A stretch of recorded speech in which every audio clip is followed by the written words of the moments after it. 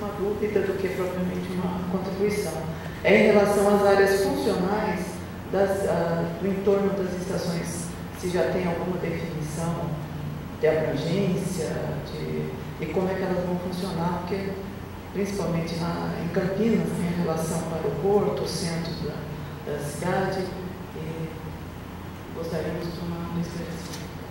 Agradecemos a contribuição da senhora Maria Conceição Silveira Pires, da Prefeitura Municipal de Campinas, e passa agora a palavra ao doutor Roberto, que vai comentar a contribuição. As áreas funcionais, que nós estamos nos referindo, não se refere no entorno das estações, e sim nas estações. Então, são aquelas áreas que estarão localizados serviços de apoio aos usuários do sistema. Então, somente, não estamos nos referindo a áreas no entorno das estações. Para esse esclarecimento, gostaria de convidar agora o senhor Adelmo Emerenciano, da Emerenciano Baggio Advogados.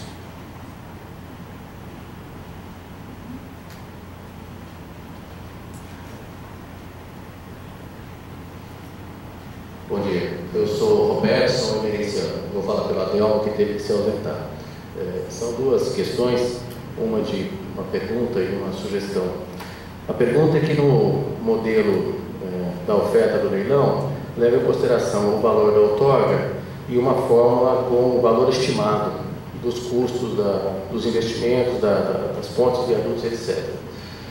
Considerando que a gente está definindo um vencedor com base em custo estimado e que depois o valor final do projeto executivo pode ser maior ou menor do que o estimado, eu gostaria de entender como isso se mitiga para o futuro, tendo em vista que vai ser escolhido um vencedor com base em um business plan e que depois pode haver uma diferença no valor definitivo do projeto como um todo, o que pode levar a um pedido de reequilíbrio e, consequentemente, pode levar a uma oferta,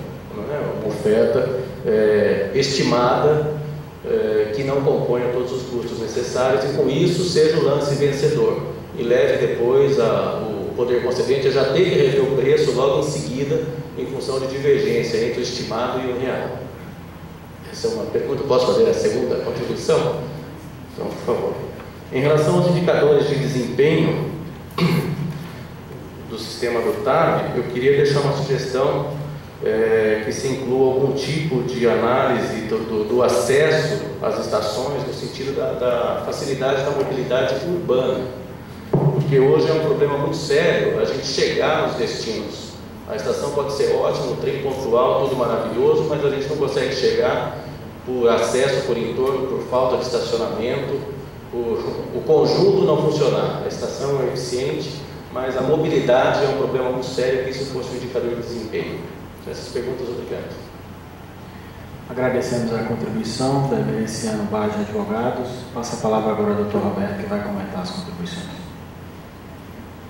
O primeiro esclarecimento, no que diz respeito ao critério de seleção, o critério de julgamento, ele não definirá o vencedor, ele apenas classificará as propostas de ordem decrescente, a que oferecer o melhor resultado, assim por diante.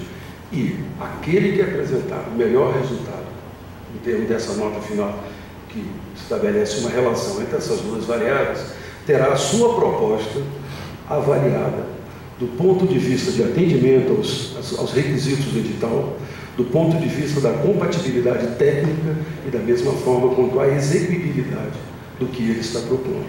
Então, todos esses aspectos devem ser levados em consideração. E nós tínhamos necessidade de termos uma base de comparação. E nós precisamos, então, estabelecer que as propostas fossem feitas com base em relação ao traçado referencial que o governo definiu. Porém, nós também não podíamos abrir mão de verificar qual a tecnologia que oferece uma vantagem em termos construtivos, quer dizer, ou seja, que exige um custo menor de construção para que a gente pudesse escolher. Então, se o senhor reparar, o critério da nota final, ele está avaliando o quanto o grupo pretende ofertar pelo pagamento, né, da outorga. Portanto, ele vai levar em conta todos os custos dos seus investimentos. Se nós não tivéssemos uma outra variável que o fizesse pensar, né, no custo de construção, que não é de responsabilidade dele, ele poderia simplesmente fazer uma proposta de uma oferta de pagamento maior, porém que levasse em consideração uma condição de construção que não fosse adequada. Por exemplo, a situação ideal para um operador é ter uma linha reta sem inclinação. Menor custo operacional, menor custo de manutenção. Porém, para construir isso, vai lá em cima. Como o custo operacional não é dele, ele poderia fazer. Então, foi uma forma que se encontrou para fazer que o proponente desse primeiro momento leve em conta disso. Leve em conta isso. E todas as características operacionais que ele indicar, e da mesma forma, as seções transversais das obras de arte, que são os elementos em que ele deverá aplicar as características operacionais da tecnologia que ele adota, e verificar aí sim quais os quantitativos de obra aplicados aos custos unitários que nós vamos indicar no edital. Os custos unitários são indicados. Nós vamos verificar qual a tecnologia que oferta para o governo uma melhor condição construtiva. Então, o aspecto foi esse, e não haverá nenhuma necessidade de vinculação de custos, sim uma vinculação de parâmetros construtivos. Perfeito? Quanto aos indicadores de desempenho, nós temos que nos atribuir esses indicadores àquelas responsabilidades da concessionária. A acessibilidade às estações, ela é de responsabilidade do poder público local, né? Então, desta forma, quando o governo trouxe a si a responsabilidade pelo desenvolvimento do projeto executivo, ele pretende fazê-lo de forma articulada com os poderes locais, de forma que possa verificar a melhor forma de inserir o sistema nas localidades, sob todos os pontos de vista, não só do ponto de vista de interferência socioambiental, mas também do ponto de vista de mobilidade, captação e distribuição da demanda do trem de alta velocidade. Agradecemos.